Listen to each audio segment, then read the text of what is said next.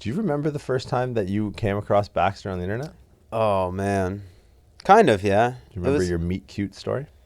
It wasn't really a meet cute story. It was like it was a lab section. Oh, One of the okay. level 1 labs was kind of my Yes, first right, time interacting right. with him. Yeah, And he always had like good pointed questions. We had good discussions around it. And then before I knew it, he was just part of the team. Yeah. It's funny because I forget who I've met in person. Right. You know what I mean? It's Like, hard I to- met him in person in the UK earlier this year. And he's like, oh, good to finally meet you, man. I was like, no, we certainly... Wait. And it was like, hold on a minute. No, we've only ever been this little Zoom square face in the whole thing. And I know. Yeah, he's a presence, man. He really is. He's like, academically, he's like, when he talks, I think, and he talks in a way that, again, he takes advanced concepts and makes them simple. Right. But he makes them simple and actionable.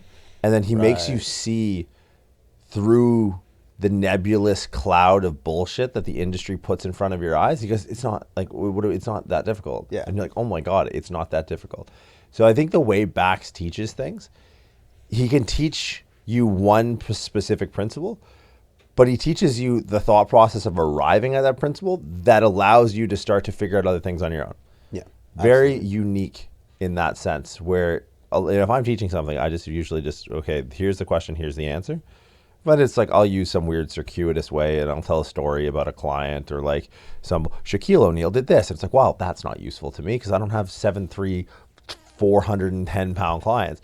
But he does it in a way that's very like objective, and he walks you through every step in the process. And then you learn the process of answering the question yourself, which is something that I've found super useful. And like so Kyle Baxter, he coaches with us at Prescript. He's one of our educators. He teaches the PSL2 along with myself, and he runs lab sessions, and he's a big contributor within the Prescript collective. Right. And being able to watch him interact in the collective, which is huge, but being able to watch him in level 2 labs and in lecture, that's been my big takeaway with him. And as I think you guys will see with today's episode, like a logical engineering type mind. I don't want to say dispassionate, but like doesn't have necessarily an emotional attachment to an end result as far as the exercise goes. Has an not even emotional attachment, but has an academic attachment to the process. Yeah.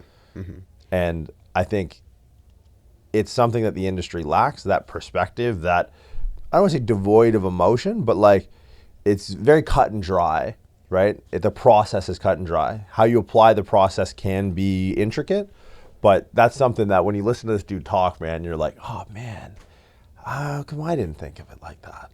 Yeah. So Kyle Baxter, if you guys have taken the level 1 and want to learn more into some deeper ribcage, pelvic gate cycle anatomy, me and him co-teach that. Hell of a lot of fun. He's actually helping me write the level 2 manual right now. If you guys are interested in just soundboarding with a dude like this, Prescript Collective product. So how would you describe the collective product for those uninitiated? I think the most valuable part is having a worldwide network of coaches to bounce ideas off of. You can just, if you're struggling with a client or with business, whatever it might be, you can just hop in there and ask literally hundreds of people that have been doing this. Probably they're career trainers, they're career therapists, they've dealt with the issue, and you can just reach out to that pool of knowledge, and there's just a tremendous amount of value and potential value. Right, yeah, and being a part of that conversation is where I think like a lot of the value lies. Like a lot of people will go to YouTube or go to WebMD. I think a good way to summarize it, Killian put a really good point on this a few months back, it's the TED Talks of fitness. Right. It's the TED Talks of fitness where you can actually interact with the presenters. Right. So the Prescript Collective has a lot of different values to it. One's the bi-monthly Emerging Ideas lecture series, which Killian goes out into the industry and curates these very topical, actionable lectures that get presented to you guys in a very digestible fashion. We have a literature review ran by Eric Bagheera. We have a technique lab that Bagheera and Baxter run. That alone, technique labs, they're monsters. So if you guys are looking at, how to not even just assess technique in the moment, but how to infer exercise progression, regression, adaptation, optimization, whether it's your own lifting or lifting or exercise by your clients, that piece of the collective, huge. We have 2 of those a week. And then lastly, we have the community forum. where Baxter is a huge contributor. So if you wanted to, talk, like you said, about client or specific cases of your own training, you can get this real-time, real-world, vetted, tried, tested, and true advice, direction, and on anything. Bax's expertise obviously lies in exercise selection, progression, regression. He's a physiotherapist out of the UK. Cannot say enough good things about this guy as a person. Let's start there, which I think is something that's unanimous across the board with everyone that rolls with us. But his skill set is second to none. Yeah. Buddy's a huge beauty. Did I do that right? Did I do that right? God. All right, get the flag. Yeah. Get the flag. He's Canadian now. We got him. Bax, we got him. All right, guys. So do enjoy this episode. Kyle Baxter, he runs a lot of our forum discussions on Prescript Collective. If you guys are interested, head on over to pre-script.com. Register today. Best money you'll ever spend. You get to connect with us. Me, Jay, Killian, Bax, Bagheera, Stu, Matt Penny. If you have technical questions, you have the smartest mind probably ever of all time. Absolutely. Yeah, it's just a hell of a lot of fun to connect with, just in an egoless environment where everyone wants everyone to be better. It is very, very rare, just for humans in general, but especially in the fitness industry. So it's a nice, cutting edge place where I don't necessarily want to say it's safe.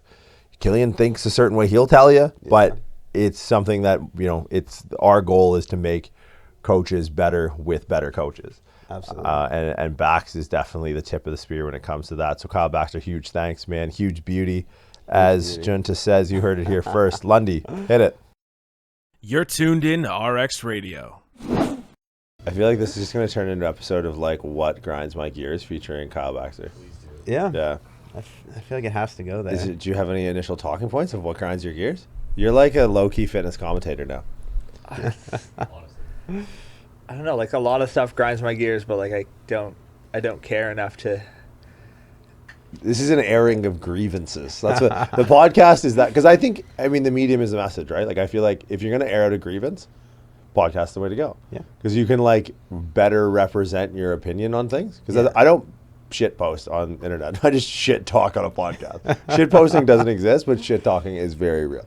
Yeah, you can get your full context out there on the podcast. Yeah, and you can be pretty unimpeachable in the way you dismantle ideas. Right. And a lot of times ideas are, you good there, Lundy? Lock it up. Keep it together. Because a lot of ideas they're ideas that only exist on Instagram.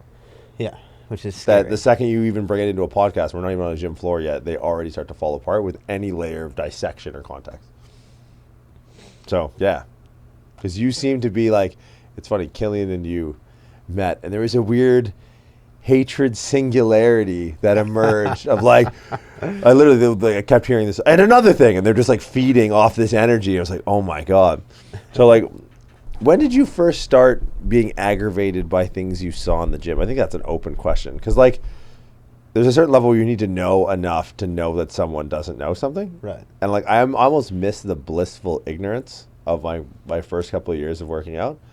I'm I don't know what I'm doing. You don't know what I'm doing. Yeah. You don't know what you're doing. Everything's great. And then you get to a certain point, oh no, I can't turn back now. I can't unsee what I've seen. I can't unknow what I know now. And it's just well, I'm just going to be frustrated forever. Yeah. As long as you care, you will be frustrated. That's it. Maybe that's the underlying criteria. Because you give a shit. It's hard. Yeah, I know. And it used to be even before I knew shit, I would just get mad because people were making things easier.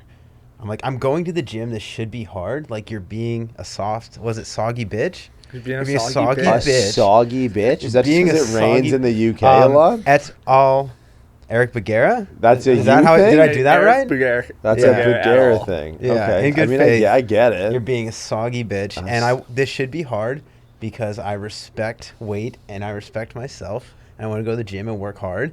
And it would make me angry when people weren't working hard or they were making things easier or cheating was what I called it before I knew what they were doing wrong. It's oh, you're cheating. I feel that'll probably summarize a lot of what aggravates you is the pursuit to make things easier. Yeah, I think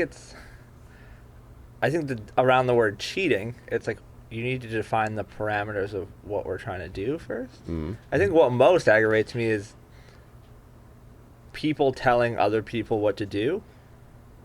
Yeah, that's why It's- we don't have a boss. Yeah. And like any other So true. service that you would pay for, the person would know exactly what to do.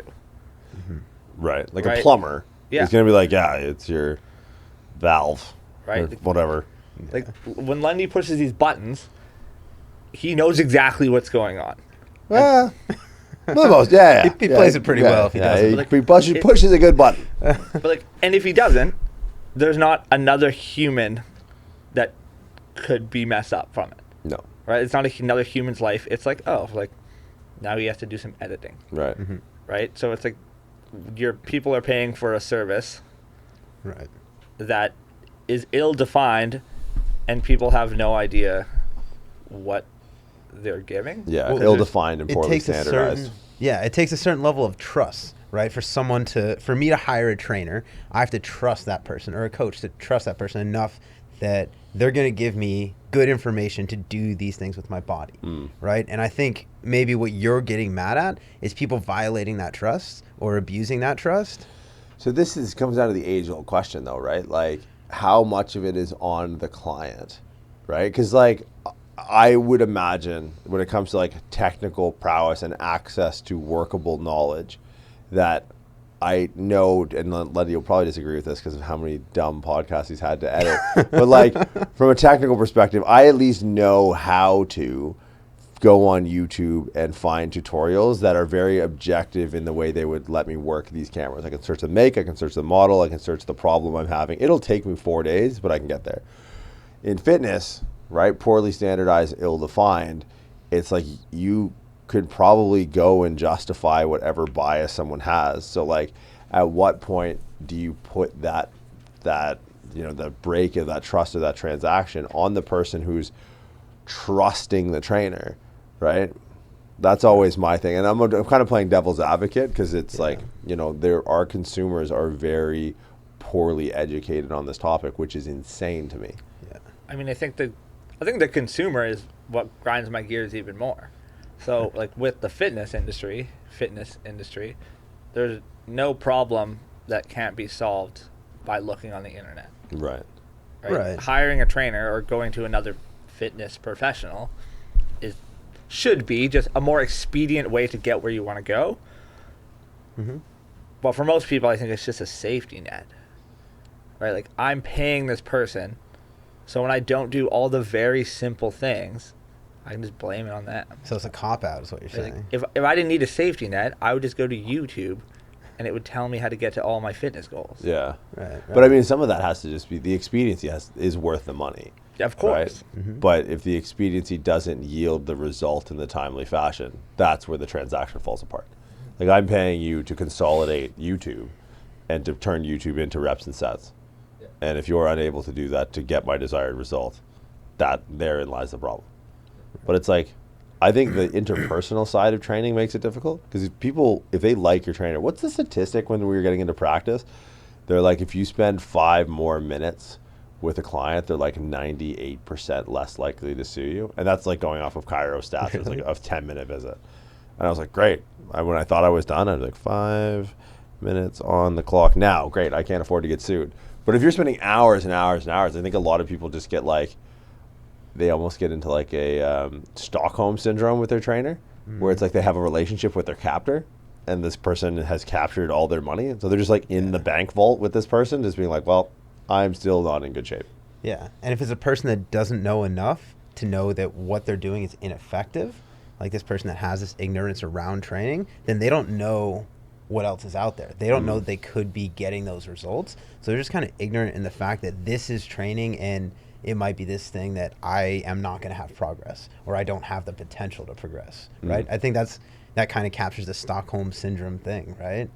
Yeah, I think there should be like an established standard of like, if you want to lose weight, you should expect to lose X number of pounds in this number of weeks, or this number of inches in this number of weeks. And you can just go to the data and just be like, look, man, I've been working with you for 3 months. Says here in the BACS index lexicon of progression that I should be at a 38 waist. I'm still at a 43, so termination, right? Because there's a constant like moving of the goalpost, right? And I think whenever I see you get frustrated on things online, I think that's one of the biggest things that frustrates you is like, making arguments out of context for the sake of winning your own argument. Yeah. It's like there's no argument there unless you start the argument. You created the problem, and Yeah. are this happened to be the guy with the solution to a Yeah. problem that doesn't exist. It's like if we just gave people answers and not just created arguments to then win those arguments to then give people the answers, Right. like it's just another step. It's just a manufacturing of authority. That's what it is, right? If you don't have authority, you manufacture it by that mechanism that you just proposed. It's like, oh my God, I didn't even know that was a problem, and he solved my problem. It's like, guess what? It's not a problem. He just made it up, right? So it's like for people who don't have whether authority through experience or education or even through their own training, they're like, how can I circumvent the fact that I've done none of these things that are required of me? It's like, I know. Huzzah, here's a problem with a solution. I'm the guy who solves problems. Like, no, you're the guy that makes problems, not the guy that solves problems. Yeah. Do you think it's more prevalent on the internet because of the low barrier of entry and because it's kind of an aggregate for all this stuff, right? It's an aggregate for information. So all this stuff appears in one place. So, I mean, there's definitely specific people that will put out like that's their their idea of generating content is creating problems and then solving these problems that didn't exist. But you see it more often just because more people may do it, even though it may not be as consistent. But is this like a problem that exists outside of the internet? I think it does. That's what the not fitness industry, but like a lot of Instagram things is this marketing is I start by creating a problem and then I have a service or some sort of product that makes fixes the problem. Right. So like the liver kings of the world. I admittedly know nothing about this guy. I don't either. Well, like the problem that they created was I can't live like my ancestors. Great. I don't want to die at 37, although I might. Right? So now, in order to solve that problem, you have to buy all these products off Amazon to circumvent the fact that we now live in 2022 and we don't have time to hunt and gather all the time. Right. Interesting. So it's like your issue is you don't have time to take 20,000 steps a day and like go scourge for these raw materials that you eat that are more healthy than your food from the grocery store. So now we're just providing you these materials via Amazon. Right. So like they've created a problem. Right. And now they've created a solution Yeah. to monetize it. That's a tough one because, like, there's no test retest. What's the test? I'm still alive. It's like, well, Haven't you were still died alive yet. before, and you'd probably still be alive if you hadn't sort of, like, bought into this problem they're selling you. Yeah. And that's where I think, like, a lot of the industry is going with, like longevity and, like, wellness is really making, like, a reemergence now. It's like, well, how do you know if it's working? Until you're old.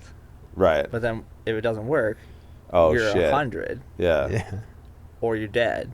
But also, And too, either like, way, it doesn't matter. I think by the time we hit 65, realistically, like, modern medicine will, at the rate that the improvements are being made, like, by the time, if we can just make it to 65, which I don't need to eat liver or whatever to make it to, I need to do something. But most people probably have an okay Start time with making it to broccoli. 65. Fuck that. I don't know what that shit is. that's It's going to kale. stay in Fuck that that. fucking container forever. But But it's, yeah, like, I just think it's a cop-out is the word that comes to mind. Yeah. But I think ultimately, like, lazy people are going to find lazy solutions. oh, absolutely. Right? Like, and people who want to do the really hard thing will find the really hard solution.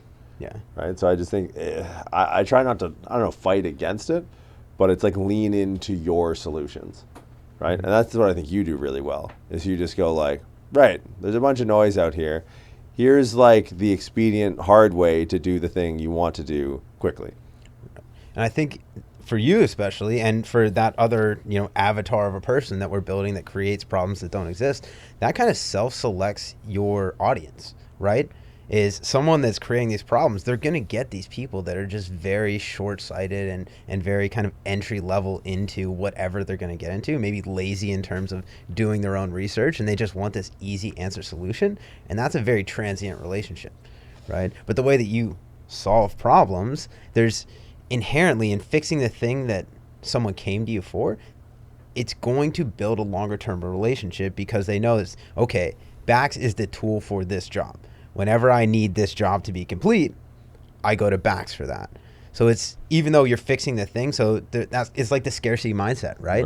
It's like, if I fix this person, they're going to go away, when actually that's going to be your best tool for retention, right? Is actually delivering the results at which you said you could. Yeah, I've seen his WhatsApp messages. His clients don't go away. Exactly. His clients don't go away. His clients message him more. Yeah. That's so funny because that's like a big chiropractic thing, right? It's so scarcity. And like, you're in physio school. Is that something you see there? Is there it's probably a little different in the UK because it's not necessarily like capitalism. Yeah. It's, you know, universal healthcare. But is that like a mindset that you see around there? Is that like they kind of keep the people on the needle type attitude? Oh, it's weird because everything is like free healthcare there. Everyone just works for the NHS if you're a physio. Right. But like, so far my experience is they don't give them the tools to fix the problem themselves. They just say, you just need to keep coming. Things take time. Whether that's like they don't know how to give them the tools, or they're just naive to how things work. Or like, my mantra is like, I don't want to work with someone long term. It's a bad business play, but like, I want to be the guy who helps someone, and then they can tell someone else, and I can help someone else. Because a lot of these complicated problems that we're solving, they're complicated, but the action items are not complicated. The action items are so simple. Right. Like, I don't need to tell you all these complicated things when I could just tell you what to do in the action item. Yeah. Right. And I think a lot of people take the person with the problem along on the journey with them, especially with all these like rib cage and pelvis and breathing things that like we've been indoctrinated into, and I need to now give simple action items on the internet about. Yeah. Right. It's like, I don't need to tell you about these things. Right. I don't need to tell you this facade that you're rotated one way 24/7, 365, whether it's a facade or not. Right. Like, I just need to tell you, this is what you need to do. If you want, and then continue to do this, then just go live your life. And like, you have the same couple action items that always varies down to like, we can only do so many things, right? You can only tell someone to do so many things. Right. Everyone's been the commercial gym trainer, and they give you the package, and they say you need to get them doing their steps and tracking their food and nutrition and this and this and this, and then they fail, and then nothing good ever comes of it. But like, you give someone 2 things to do, and then when they're good at that, you give them 1 or 2 more things to do, and then you never have to see them again, because like, the human body adapts so fast. Yeah. So like, regardless of all these complicated topics, we don't need to talk about how complicated they are. We just need to give people simple action items. Why do you feel like it always stops at the complicated conversation and not the simple action item? Because the complicated conversation keeps people around. Right. Right. Like, They're just waiting for the beat to drop. Like, they're just waiting. There's this build up of like educational word vomit. And it's like, yeah. But is this the week where you post about the thing to do? Yeah, I think it's like, it depends on who the audience is. Right. Right. Like, if someone's coming into your clinic, or I'm seeing them for like a movement consult, they just want me to solve their problem. Right. But now on the internet, people want to be strung along for this like 20-part series on how to just get to this simple action item. Right. So now like, they get strung along, and now they're there. Yeah. I think people want an explanation, right? And they think a diagnosis is meaningful, when really it doesn't mean shit. It means that, okay, we have an idea of what's going on, but without the action item, people just kind of wear the diagnosis, right? And they use it almost as an excuse. I have one diagnosis. Do you know what my diagnosis is? You don't have cancer. You don't have cancer? That's my diagnosis for everyone. So my diagnosis, my knee hurts. It's like, okay, I could go through the really complex shit, or I could just rule out whether or not you have cancer. It's like, and that's like been the best thing for me. It's like, I can tell you one thing. It's not cancer. I assume you haven't got dinged on that one yet. No, it's fine. Someone comes back. Yeah, and someone comes out with so I patellosarcoma or something like that. It's like, oh, that's a matzo ball. But it's just like, that's the only you want to diagnose? There you go. My diagnosis is that you're negative of cancer. Yeah. Like, right, we've done all the tests. You haven't been losing a lot of body weight. You don't have pain at night. You don't have, an exorbitant number of issues that come with having cancer. Great. Do you want a complex explanation? There's one. Yeah. Now can we skip to the action item thing? Because it's like, well, because the pelvis anominate during early stance counter nutrition. Shut the fuck up. Just give me the cancer, no diagnosis, and tell me what to do. I think that's the best diagnosis. No, you don't have cancer. Yeah. Because it just cuts through all of that. And it's just, my thing is, I'm starting to wonder if when we see this type of inane, long-winded, pelvic rib cage model explanations, are they even talking to anyone? No. Like, because I feel like there's like a ghost in the machine where like there might be partial interest in like one half of one person's brain cell about what this person's talking about. But if that person has 20, 30, 40,000 followers, that one brain cell in part of one brain cell of one person might amplify to like one total person's brain that's that interested in it, right? So, and it's frustrating to be on like what we think to be the more forward thinking and actionable and like, I don't want to say conservative, but like realistic side when it comes to training. Because a lot of our frustrations are born of the fact that we think that this solution or these problems are reaching a really broad audience, where most people are probably sitting around like going, I don't know what he just said. Yeah. All right, I'm just going to go keep working out. And I mean, no solution to a problem is still a problem, right? And I think that's what a lot of people are offering. It's like they're just noise on the side of the road. And they're not really giving anything that lands. Like nothing lands. Large in part to the fact that I don't think there's any exclusion criteria. That people just say things to everyone and they actually talk to no one. Mm-hmm. Yeah, I absolutely agree. And coming off the backs of like a seminar, an upper body seminar we did this weekend, you guys can talk rib cage better than anyone on the internet. And when we all got together yesterday after the seminar, no one said a fucking word, and we trained. We didn't talk about training, right? We didn't talk about the optimal whatever. We just trained. And I think that's what you're kind of getting at, right? It's just do something. Take action. Don't talk about taking action. Yeah, I think all of the things that you will ever need to do have already been, all the exercises, all the rehab, all the physio, all the chiro, it's all already been, there's nothing new.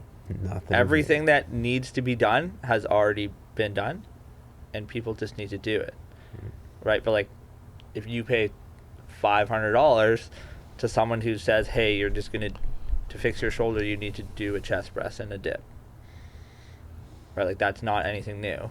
Yeah. It's going to work 100%, but it's not new. So it's not like on Instagram, it's like, oh, do you know who does chest press and dips? Everyone.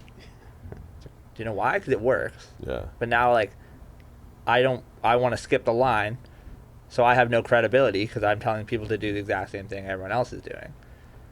But you're not telling everyone to do, right? Because one guy might get press and dips, and another guy might get pull downs and preacher curls or something like that. Yeah. You know, and I think that in like the nuance, like the devil's in the details, because like this industry is not one for that.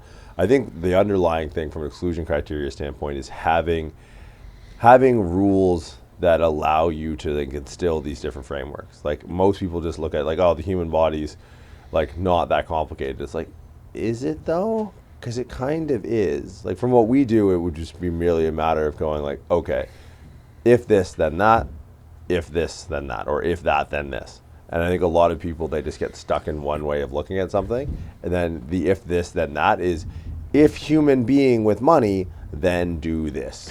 Rather than just looking at like these very, and like they become obvious once you're aware of them, but like these very seemingly on the outward facing subtle nuances that make a ton of logical sense that are at least a model. Because I think the one thing with exercise is that any exercise when put against the absence of exercise is better, right? So it's then how do you quantify? So if our goal is randomness, and that is, or sorry, if our goal is to beat randomness, then you need to have at least a systems way of thinking that right there alone puts you in the top 1% of the 1%. Because everyone's just like, well, if our enemy is randomness, but randomness actually kind of works, then I'm just going to be random, right? And I'm going to tell everyone to do everything, and that'll work for everyone. It's like, well, maybe, but if you want to be good at this, it's about at least having a system so your decision-making process is consistent, but not random. Randomness can look random on the outward facing, but if you put the same presentation through this filtering process, you're going to get the same results. Like we talked about earlier, ill-defined and poorly standardized. At least having an ethos is going to at least standardize the way you think about something. Yeah, I think the problem's not getting the results. Like everything works to get the result. Randomness, structure, etc. It's like how expediently can you get that result? It's no different than physio and chiro, right? Like your neck pain, unless it's cancer, will probably resolve itself, right? Like you have a natural history of these pain or these ailments or whatever. The goal is, if neck pains, like idiopathic neck pain is like 12 days, can you be better in 3? Right? Can you go see a chiro and be better in 3 days? Right? So I think exercise is no different. It's like, like you said, what is the most expedient way to get to that end goal? Yeah, absolutely. And it's almost like, I'm sure we made the comparison before, like antibiotics, right? If you have something going on, they don't know what the fuck it is. They're just going to give you like a broad spectrum antibiotic, right? Okay. Fuck just you. Don't. Hey, does this look like a mole? Just continue. I mean, like in medicine, if they Yeah. don't know what's going on, they'll give you a broad spectrum antibiotic that works for a lot of shit. And if that doesn't work, then they'll give you something for gram-negative bacteria or whatever it might be. Dude, We've never talked about this. the gram-negative, it just sounds like you had chlamydia at one point. that's where this is going. That's what I hear. I know that was part 2 boards. Yeah, you know what I'm talking about. But like, it's wrestling. It's ringworm. That's dude, I've had a lot of staph, a lot of ringworm. I've done it all. Yeah, you've done okay. Carry on about your Z-Pack or whatever. Fuck off. Okay. But it's the idea that you're going to go for like the low-hanging fruit first, right? If this easy answer works, we're going to use the easy answer and get on with life. If this easy answer doesn't work, then we're going to have to get more specific and more specific and more specific. And that happens kind of in the short term with, managing a new client. If you don't know exactly what it is, you can give them a couple things and be like, okay, all right, these 2 didn't work, these 2 worked, we'll stick with these, we'll get rid of the other 2. But that also happens over the course of your career. That's where it comes back to like experience, right? Is that, your fucking shotgun approach for the first couple years of your career as a trainer, physio, chiro, and then over time it funnels down, you get more specific with your intervention because you've seen that before, you know how to handle that, you know that these 2 don't work, these 2 work, so you just start off with these 2 and then see how they react to that, and then over time you refine. Yeah, there's times where you can look at someone and be like, oh, that's definitely cancer. Yeah. So, but you're not going to be able to do that the first day. That's definitely But I chlamydia. think the refinement of the pattern recognition comes from the refinement of like actually paying attention to rep over rep. Like a lot of people don't do like a longitudinal scientific research on themselves. Right? Like they just look at a study rather than looking at every client as a study. That's so true. Right? So it's like if you can have an aggregation of your own research of like, well, I've controlled as many variables as I can. I've had this intervention. This is a subject. It's like, okay, well, given similar parameters, I can expect similar outcomes. But as most people they go take a course and they turn their brain off and then they just do that forever. Yeah. Well, it's like Bax was saying, on the internet, it's these people, they're telling people what to do with their bodies that may not even do it themselves. Everything that I'll prescribe to an athlete or a client that I'm working with, an athlete or a client that I'm working with, I've done that exercise and I know exactly how it feels. I know exactly what it does. And of course, there's going to be differences for like, different anatomical variations and things like that and nuance and setup. But largely, it's all the same shit. Like, these are nuanced, like minor adjustments that you can make on the spot. But if you haven't done this yourself, how can you tell me with any degree of certainty what's going to happen if I do this? I think that's the difference between like evidence-based and research-based. Yeah. Wasn't that our second podcast? I think that was our second podcast title. Is that episode number 2? I think it was episode number 2. It was like, what is evidence-based? Lundy was probably listening to that and be like, wow, these guys God. fucking suck. Yeah. And that's a hot button topic right now, like evidence-based practice. And it's funny because I see more evidence-based coming out of non-education circles than I do education circles. I see a lot of like research-based coming out of education circles, but I see a lot of evidence-based coming. And guess who's getting better results?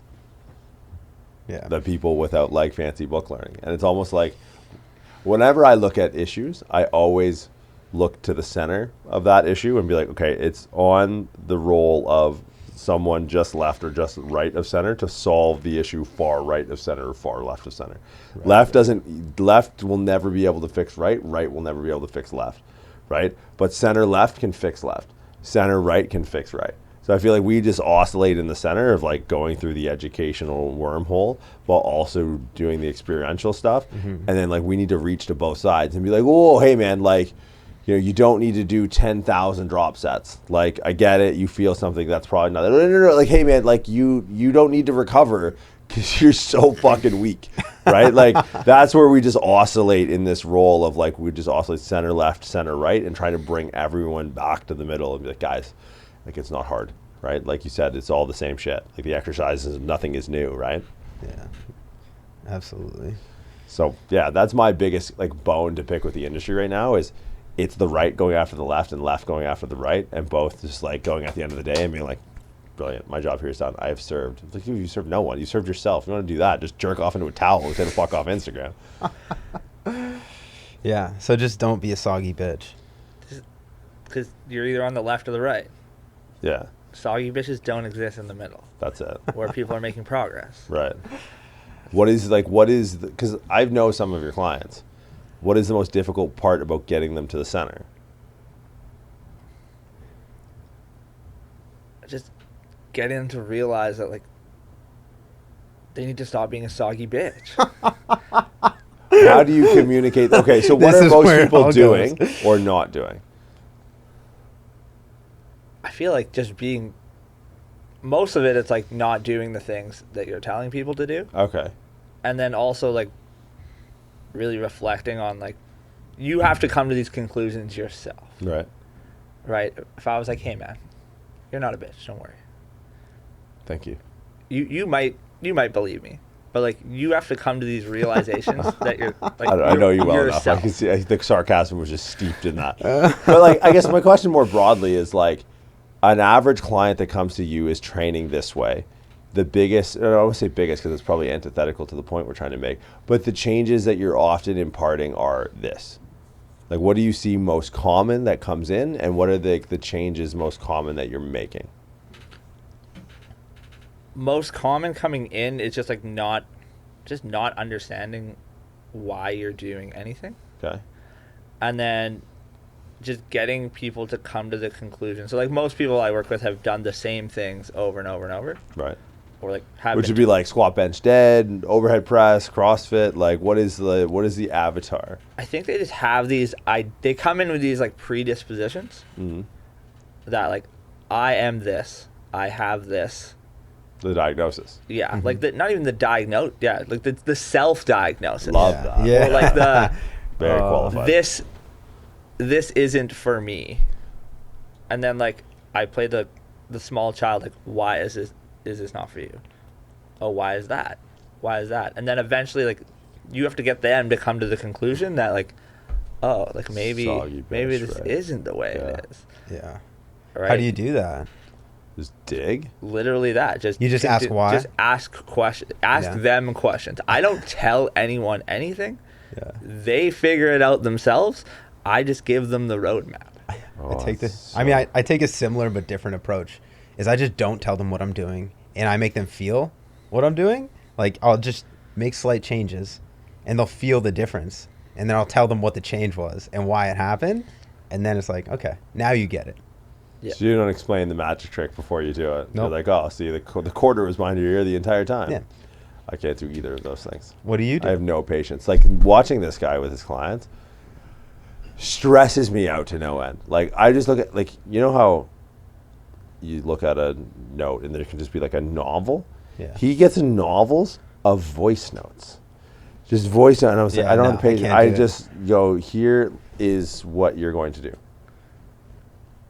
And I expect it to be done. and I'm not going to do any. Go. See, I think the difference is a lot of my clients are also trainers who tell other people what to do. Interesting. Right? So if I was to just tell them what to do, and then they have me telling them what to do, and then everyone else who's told them what to do before, and then their experience and their predispositions, like, we don't really know where to go. Right. So, like, my thing is, like, having them build their own ideas and build their own model in terms of, like, how they want to portray this to their clients. It's right? education through training, not just training. But like, really just education through me helping people think critically. Right. Not even helping them think critically, like giving them the ability to make a decision and give a response to something. Do you feel like, because I kind of have an answer in my head for this, but I would imagine it's probably easier to train or change the way a trainer trains themselves than it would be to have that thought process change the way they train their clients. You know what I mean? Like, you know, we have control over other parameters that can push us to the desired result. Like, if we really want to cut down to it, training decisions outside of pain, if we were talking purely body composition, have very little to do with the outcome.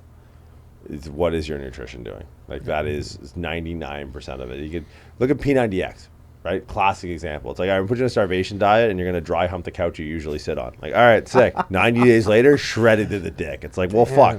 Is that what So, P90X was? I'm pretty sure. That's the one I did anyways. But it's like, you know, when we're dealing in pain, it's a little bit more, there's many different roads you can take. But if you're training a trainer for themselves, it's like, well, you know, they know the ownership over their own nutrition. They can tell themselves like, oh no, like I didn't cheat on it. It's like, no, you know you did. Whereas like a client can tell them that and they be unsure. So I feel like trainers have a much stronger relationship to the exercise selection and thought process they use for their clients, because they're in a place where they have so little control of the other 98% of the week that the client's not with them. So it's like, it can be one thing to get a trainer to do, you know, the exercise you want them to do. It's another thing to impart that or instill that information or that knowledge in a way that it changes the way they train their clients. Well, also think about too is if they've justified their previous belief system to a client in the past, and then they have to backpedal on that, that's kind of a hard sell, right? Yeah. That's part of what I see in that process too, is making it slower, and there's just going to be a little more opposition. They have to have a better understanding of why they're making these changes for them to really verbalize that and vocalize that to a client that they sold on this one system of training that they, you know, literally sold them on. Do you ever get to the point where you have to tell your clients that are trainers that they're not their clients? Yeah, see, I had the opposite experience with a lot of my clients that, like, I can change the way they train their clients very easily. Really? But the problem is getting them to change the mindset of how they train themselves. Interesting. Because, you're a trainer, you have a lot of clients, but you also have a coach. Like, you put yourself on a pedestal. You're on a pedestal yourself of, like, okay, like, the way I train is also the way I train my clients. Lead by example kind of thing. Right? And then you're being, like, told indirectly that, like, the way you train and do things, you could do it a better way, probably. Right, yeah. Like, that's why you have a coach. Right? But, like, the first step through the door is, like, being a trainer who has a trainer. Yeah. Who has a coach. Right? And then, but still, it's harder, in my opinion, to change the mannerisms of the trainer, because the trainer has so much experience training other people and maybe training themselves. If training the trainer's client doesn't have any experience doing anything, so they don't have anything to compare it to. Right. So when I say, like, hey, you should do this with your client, like, maybe try this, maybe it'll work. Yeah. Right? It's almost like the trainer has a fallback of, like, hey man, I did that with my client and it didn't work. Oh, what now? What the hell, man? Yeah. And I'm like, well, I don't know. This is your client. Yeah, dude. You're just giving me a screenshot that's circled and said they have pain here on a WhatsApp message. What do you expect me to do with that information? Yeah. So it's like, It's just a lack of responsibility. That's tough, yeah. It's like it's hard, like, playing the telephone game. Right. Right. The message gets blurred. I couldn't do that. But it eventually, like, I build good relationships, and trainers, clients get a lot of good results. And then I'm assuming that the trainers you coach also get results when they start listening to you. Yes, 100%. God. I don't know how long of a leash I have for people not listening to it. I guess it's it very depends. long. I think it depends on the price. I think it depends on the price. Like, if you're not going to listen to me and you're putting money in my bank account, like, okay, yeah, right, you can ignore me for $1,000 a month. I don't care. That makes my life easier. Yeah, but if you're actually trying to make an impact, like, do you use is everything justified? Is everything like titrated in? Is everything like one step where you just come in with an overhaul and be like, hey, your training sucks? And you are your own worst enemy, and all the pain you feel and all the progress, which is the case. If you're in pain and you're not progressing, it's 1,000% your fault, right? Like, your fault being like your clients. Yeah. Do you do like a massive overhaul, or are you just more like the slow bleed? Usually what I'll do is we'll go in and be like, okay, like, I kind of address things from two sides of, like, my product is helping the trainer with themselves and then helping the trainer train their clients. So, like, with themselves, it's, okay, what are your goals? We go through, like, kind of an assessment, and then I'm like, all right, you write a program for yourself. And then we have another call and where we go over it, and I'm like, okay, these things are good. Why did you do this? Why did you do this? So it's like a call about their programming. So it's just like auditing their programming. Yeah. So it's like, then it's a learning tool for them. Right. And then it doesn't take as long for me to just explain my entire thought process. Right. Because I don't want someone to just emulate me. Right. I want them to have their own process. Right. Right. So, like, and I'm helping them develop their process. So they come in, I'm like, hey, write yourself your first block. And then next week we'll go over it, and I'll ask you 1,000 questions, and we'll use it as a learning experience, and then we'll edit it up, and you can start, and we'll go from there. And then, like, it's like, okay, write me a progression. Like, what are your progressions throughout the week? Where do you expect to be at this time? And then I basically, like, I give them homework, and then I check the homework, and then I give them homework, then I check the homework, and it's really like they're doing the work. I'm just guiding them along the way and giving them the answers, but helping them get to the answers as well. What are the common blind spots? Like, what are the common things that you're like, oh, okay, like, you know, when we go through this auditing process of a first block, we're looking at a program and we're like, where is this, or why is there so much of this? Like, what are the big ones that you see often? I think the biggest thing is when my assessment process is like a little bit more physio-esque than the normal coach. So it'll show the gaps in the trainer's knowledge of movement and the gaps in their own. Like, we'll do an assessment and I'll go through it with them first, and I'll say, like, oh, like, you have troubles getting overhead, doesn't look like you're super stable here. And then in the first block, they'll have a bunch of exercises that are overhead, but then there'll be no prep drills to get them overhead.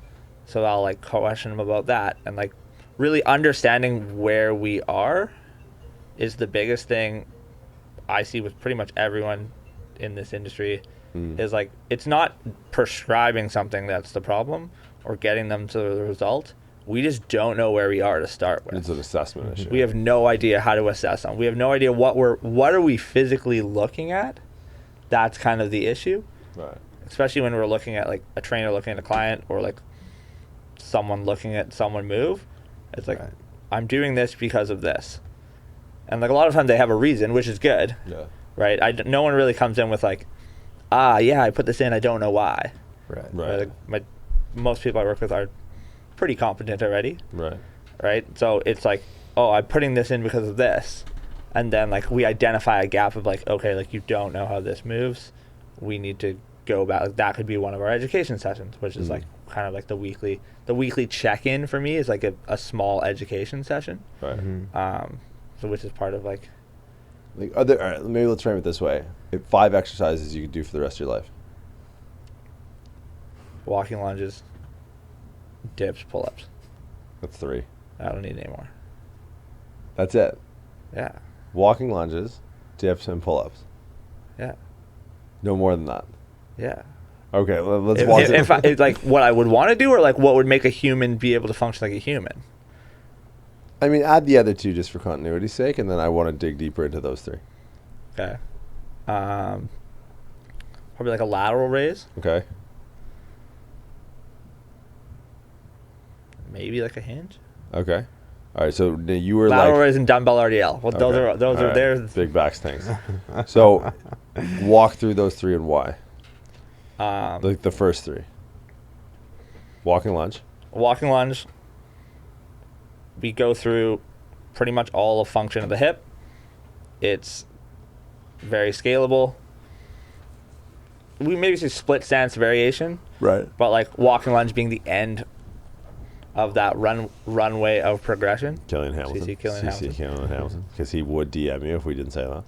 He would just tag himself on my post. He just got pissed for no loser. reason, and he doesn't know why. Yeah. Yeah, it's very, very loadable with Yeah. less, like, not a lot of load. It's Yeah. very hard. We take the hip and through pretty much everything it needs.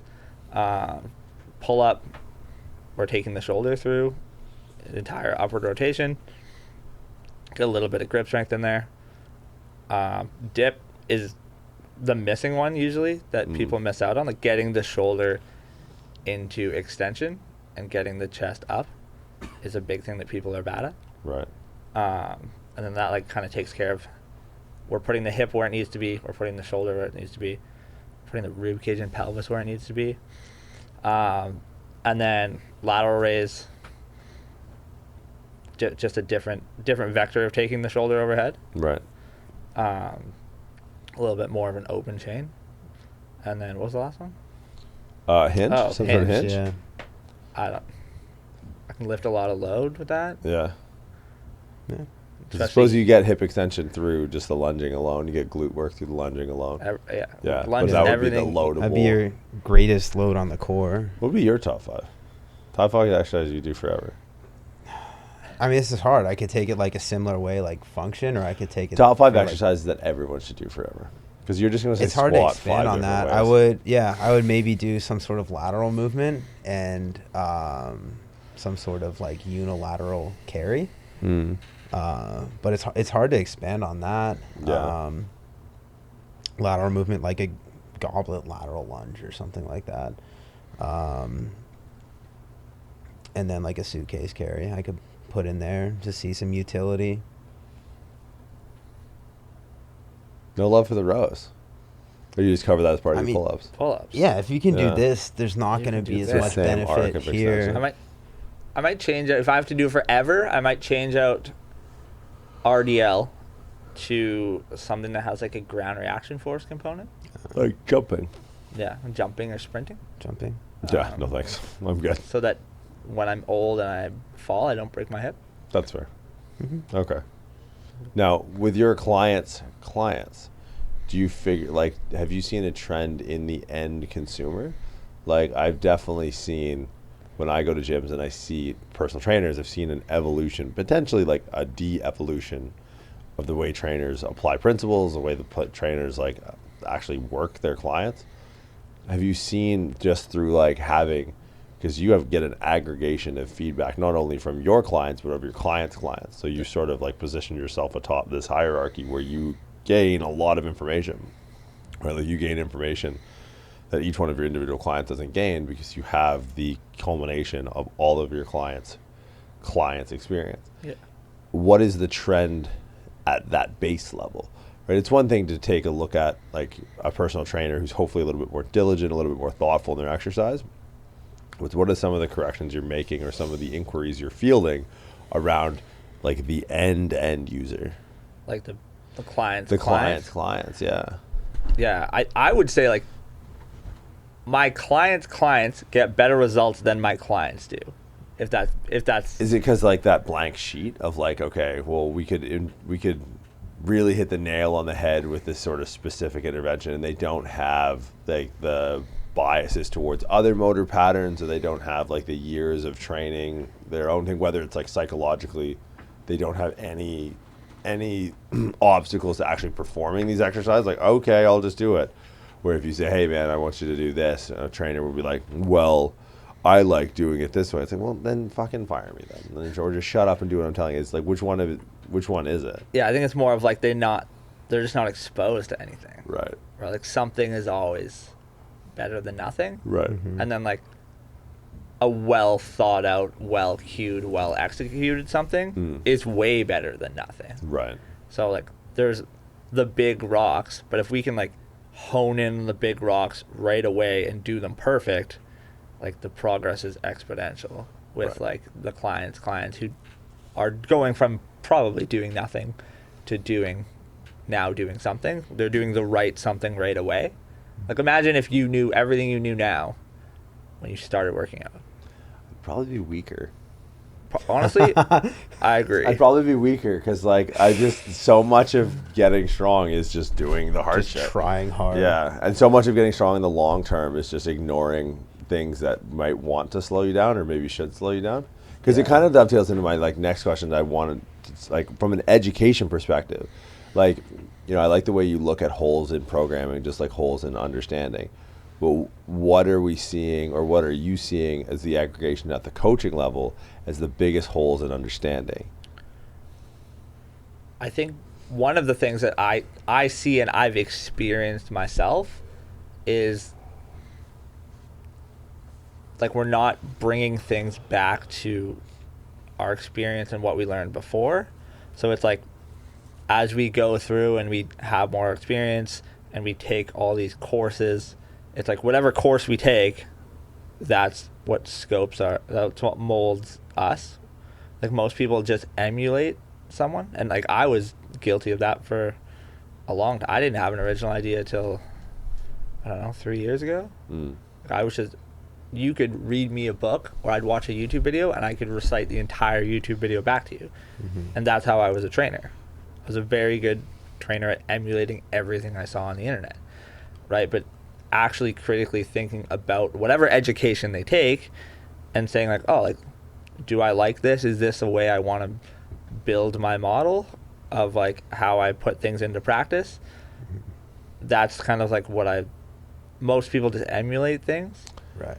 The thing is, I think most people should. I think people that can't think for themselves. But I don't think the thinking for yourself starts until you've gone through and just mindlessly emulated things. I feel that. Right? Yeah. So, yeah, my approach to that is similar, but with a lens of skepticism, right? I'm going to look at this, and I'm going to try and poke as many holes in it as I can, and then by the time you're done with that, you'll find the core principle that actually applies and the utilization of it, and how you can actually use that in different scenarios outside of that system. Right. I just think you're a really thoughtful person, and that doesn't speak to the masses. I think most people who think they have creative ideas are just retarded. Right? Like most people who, honestly, that's not wrong. if you have no experience doing that, like if you don't even have the wherewithal, because there's so many people who don't have the wherewithal to like spend an hour or a day or 2 days or a week or a month to go through and watch these YouTube videos. Like, and they think they have original ideas. Like, oh no, you're just dumb. Like, I think that's one of the biggest problems in our industry. Is like, there's because when he says that, like, obviously he's someone who's definitely like worth listening to when it comes to training. I think that's almost like a good path to start. It's like, no. Find yourself something that resonates with you so you can emulate that, so you can just get enough experience getting better than random results with people, so you can be in this long enough so that you can actually have a creative spark. Because like, let me tell you something, if you've been doing this for like 2 years, you don't have a creative spark, you're an idiot. Right? Like, this is what it is, and I was that. Yeah. But like, I just emulated. Like, I emulated my training partner for 7 years. And luckily, he was a very smart guy, and he led me well ahead of the curve when it came to being an athlete or a coach at that stage of development. I was able to attach myself to someone who was very, like, still probably one of the smartest people I know about training. And so then when I looked around at like my colleagues at 22, 23, I was like, why are you guys so dumb? And it's because they were either going around espousing their own creative ideas, or they were still in the process of trying to just emulate maybe like lesser content or something. But I don't necessarily, like when he says that, I don't think it's a bad, I don't think he says it in a bad way, because obviously he's in a place where we want to listen to him. So I think like if you're a trainer, it's like, hey, like we had a kid this weekend come in, and dude, the guy showed up for training for 2 weeks. I don't even remember I don't even know if I had memory at that age where I'd been training for 2 weeks. And he's like, oh, I want to do this, I want to do this. I'm like, no. Like, I'm not going to let him. He wants to take L1. I'm like, no, I don't let, you're not allowed. You just did 2 weekends in like a pretty intense course with a pretty solid group. Like until you have like 2 years of training under your belt, like no, just go. There's enough content in that weekend for you to emulate for the next 2 years. Yeah. I think the constant emulation for a certain amount of time brings upon the skepticism. Right? Like there's a point where, because you put these people on pedestals. Yeah. Right? Like, like Poliquin. Yeah. Poliquin, like, there's only so much vitamin D you can take before you're like, well, hold on a second. The sun shines out of my asshole. What's going on here? Right? It's even worse with, like, formal education and, like, the clinical setting. Right. Because there's such a monetary, like... consequence. Exactly, right? So, like, why would I ever ask any questions, especially when I'm paying $250,000 to go to school... Right? Why would I ever be skeptical? Especially when you haven't had any time emulating anyone. Right. This is what I see like in my experience with school. It's like people go to high school and then they go to university and their parents pay for everything. And then they do their masters in clinical things. And they've never had any reason to not take everything at face value for their entire life. Right. Yeah. And it's the same with like training. You're emulating someone because it's not formal education. You're doing the thing, which is the most important thing. Yeah. And then you slowly get that like, oh, like this guy who I put on a pedestal and this guy who I put on a pedestal are saying different things. Right. Now we start to ask questions. Right. The And teacher then becomes the eventually you master. realize like everyone is saying different things. And there's the skepticism, and it just doesn't, the more you know, the more skeptical you get. Yeah. More But then questions you you also ask. become more effective at finding the truth in these Exactly. things too. Well, because the skepticism is probably more inward facing than outward facing. Right. Right. Like I don't give a fuck what anyone else does. Right. I don't care what they do because I care what I do. Right. And that care, like we talked about at the beginning, it's because you care that you end up with a better product. So like, being skeptical probably is more so of yourself and the decisions you make versus like Liver King or whatever. It's like I'm not even skeptical and I'm not even mad. The guy seems like he's fucking breaded. Probably not because that's a carb, but like the guy seems like he's making mad dough. 100%. I was like, all right. And he's, you know what? Probably not skeptical of himself. Yeah. He's probably just emulating something he's seen before. He's probably an idiot. Secure the bank. I don't give a fuck. That's great. Good for you. Because that's probably what he's setting out to do. He's probably not setting out to help people. It's true. It's a business. Well, He's setting it out to might make be, money, but- right? Yeah. Do you think it takes a certain type of person to be skeptical? Yeah. 100%. You have to be self-aware. You have to be intelligent. Yeah. And you can't really improve intelligence that much. As sad as that is, like the research on intelligence, you can't improve intelligence that much. Some people are just, I hate to say it, some people are just dumb. And you know what? I know plenty of dumb people that are crazy happy. And they work in industries and they self-select and they make good money. Yeah. But man, are they dumb. So it's like, because it's a curse. Like you don't want to be able to have to think like this guy. Because every time he walks through a place or someone says a thing, he just goes... You're like, Blood oh God, he just lost it. Yeah, he just gets so upset because you care, right? And it's just like that. That's like what conscientiousness is one of the highest attributable traits to intelligence. So it's like, well, if you didn't care and you were that smart, you'd just be a psychopath or probably a sociopath. I'm looking up a Gare in the corner, but it's like I think it is something that we don't talk about often because it's a low barrier of entry. But I think over time, if we can secure the training industry to where we would like to in its proper place, like no one questions why some people are not medical doctors, right? because it's hard and you're dumb, right? But people are like, well, everyone can be a trainer. It's like, well, with the current standard of what we think a trainer is, then yes. But if what a trainer could be, then absolutely not, right? And I think like, I look at training the same way I look at stripping. It's something that most people do to get them through college, right? And it's just like, your mom stops doing that, and then she goes and has a family or whatever. But it's the same thing with like, but some people, guys more specifically, like they do it through college and they go like, oh, this is sick. I like make my own hours and like I get laid a lot, and then then I'm 45. And I'm still doing German volume training with a 50-year-old bank teller. It's just like, the barrier is too low, and there are too many dumb people in the industry.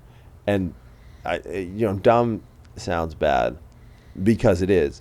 But it's like, it's not, I think there's an ownership that the industry should take. And obviously, like, there's a direction that we're pushing it towards where it's dumb relative to the consequences, right? Like, you can't just be a surgeon and be dumb because the consequence is people die. It's like, well, guess fucking what? You can't be a dumb trainer because people die, right? People that you could like extend or improve the quality or quantity of their life. Mm-hmm. You're not doing that because you're dumb and no one cares. No one cares, and they don't make these. They don't think critically because they get hired without an ability or an aptitude to even think critically. So that's my TED talk on dumb trainers. It's like dumb trainers should just be, I don't want to say phased out, but like pushed down the hierarchy. Like we need another professional title that describes, because like no different than chiropractic, man. Like when I tell people I'm a chiropractor, it's like the third thing I tell them. I just don't tell that to people anymore. Really? Are you? I'm a personal trainer, if you ask me. Is that what you say? Yeah. Wow. That's all I tell people. I usually go own my own business if they ask more, drug dealer if they ask more, e-commerce if they ask more, chiropractor. I just a strength coach usually comes in before. Everyone knows what a personal trainer is, and they just don't ask me any more questions. Really? See, I'd be remiss to do that in the same way I'm remiss to tell people I'm a chiropractor, because I deem a lot of my colleagues to be dumb. Right.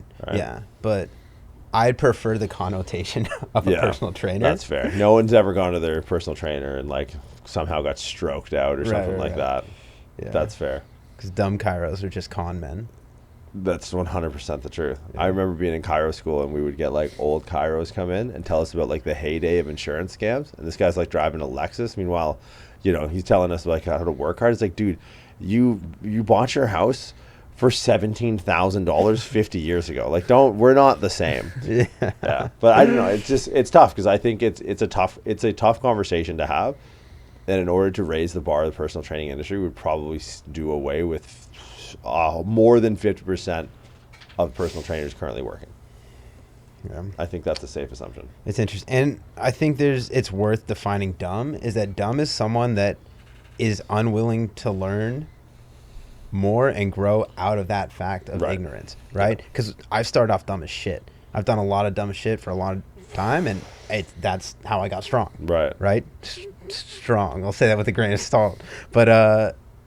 But if you're unwilling to learn and unwilling to evolve as you go through that role, especially if you're that guy that's in there 22 to 45 years old, then that's an issue. Yeah. That's the dumb trainer that's not willing to progress and evolve. Yeah, I think it's gotta. I think it'll change in our lifetime. I think we'll be a part of why it'll change in our lifetime. But absolutely. Yeah, I think if you were to go back and start over, would you change anything? Because like we were all dumb. I probably wouldn't take that much vitamin D. You shit a lot if you take a lot of vitamin D. I don't think so. Like I took a very weird route here. I took like a backwards route here. Explain. So most people like start in a commercial gym.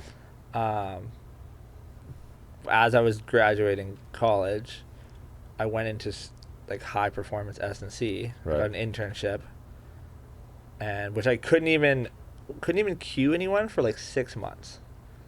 I just had to watch. I like that. Sit down and shut up. That's one of the reasons that I'm so good at cueing now. Cause I had to sit for 6 months and take notes. I wasn't even allowed to cue someone through a glute bridge. Interesting. And then I was allowed to cue a warm up, and then I got feedback, and then I was allowed to cue lift prep, and then I got feedback, and then eventually like was allowed to cue everything. Right. And then after that, I graduated and I got a job teaching at the same college that I graduated at. I did that simultaneously. And then I realized, like, I can't work 16-hour days and drive 45 minutes each way. I should probably figure out something. So I was like, okay, there was like a bigger opportunity in S&C that was possible. I was like, okay, I'm going to quit the college, go to like just do S&C full time. There was like some international work that might have been possible. So I was like banking on that. And then I took on a bunch more clients, realized that like if I did any of this, when I still got back, I was still in S&C, and my goal was to really just like be a dad and have a family eventually. Right? Like, this isn't how I want to live. Right? Like, I don't know what I want to do, but I know how I don't want to live. I know how I want to live, and I know how I don't want to live. I was like, regardless of what happens here, this is how I don't want to live. Right. So I just went in and then I quit. Bold move. Yeah. And then I was like, I'll figure out what I'm going to do. And then I worked out at like a commercial gym, and I was like, well, like in the meantime, I'll just work here because I need to do something. And it was like very different. So I went into like the commercial gym setting like backwards. Gotcha, Okay. gotcha. Yeah. You went high performance, then into commercial gym. Right. High performance teaching biomechanics at a college, then a commercial gym trainer. You're like the biomechanics Benjamin Button. But it was super weird because, well, they didn't talk about anything at the commercial gym. They just talked about sales. Right. Yeah. And I was like, oh, yeah, I don't know anything about money. I got paid $20 an hour to do S&C. Like, I got paid 20. I've never got paid more than $25 an hour ever. Yeah. And then like I go into the commercial gym, and they're like, a level 1 trainer makes $27 a session. I was like, What are you telling me? what do you mean? And then they were like, oh, like what, this is a low barrier of entry. What personal training certification do you have? I was like, I don't have any. I have a degree and I taught at a college. They're like, you need a personal training cert before you can start. What? Did you not hear me say that That's I so have a degree? backwards. I was like, what? Like, do you want a bunch of references? Yeah. And they're like, no, we need you to have a personal training cert. So I went online and I Come on. searched up which personal training certification do you not have to be in person and you can just do it all online. It's a hell of a Google search. Shout out Google. Figured it out Of course you did. after the weekend of me sitting there doing the 400 multiple choice questions, Oh my God. 3 essays, and 4 case studies. Gross. Walking up Monday morning. On Monday, I had a personal training cert. So fun. Yeah, and then I did that and kind of worked my way back up to living my life how I didn't want to live. Okay. Brilliant. We've come full circle to the shitty place. Yeah. Yeah. I was like, I'm back here. I'm just making more money and training different people. Right. And then that's when I was like, maybe physio's the play. Mm. Because I can have a more stable income Right. via insurance. I can do the same thing I am doing now Right. via insurance, and then scale accordingly and figure it out. So the plan now is back to the UK, internships until September, Yes. and then Then I'll figure it out. take over the world. Yeah. Kyle That's Baxter. it. Come back here. Coach Baxter. hang The, out with you the guys. OG Coach Baxter. Yeah, The OG that's- at Coach Instagram, because everyone that fucks with Prescript is at Coach something, but he was just a hockey coach. So that's why he's Coach Baxter. Everyone who follows me, go back, scroll all the way back, and you'll see me coaching little kids on the ice. That's why my Instagram Which is I Coach think Baxter. is a discerning factor. 'cause Coach Baxter. I don't think you can be a coach unless you train someone that competes. That's what I think a coach is. Yeah. But Coach Baxter on Instagram. Coach Baxter on Instagram. Right. But email Kyle at bodybybax.com. Just bodybybax Bodybybax at gmail.com. at gmail.com. Do slide into his DMs. Bother him with ribcage and pelvis questions. He loves that. Bax, appreciate you coming out, man. Safe flight home. We'll see you in September. I hope so. Fingers crossed. And I appreciate your time. Thanks for Awesome. hanging. Thanks, man.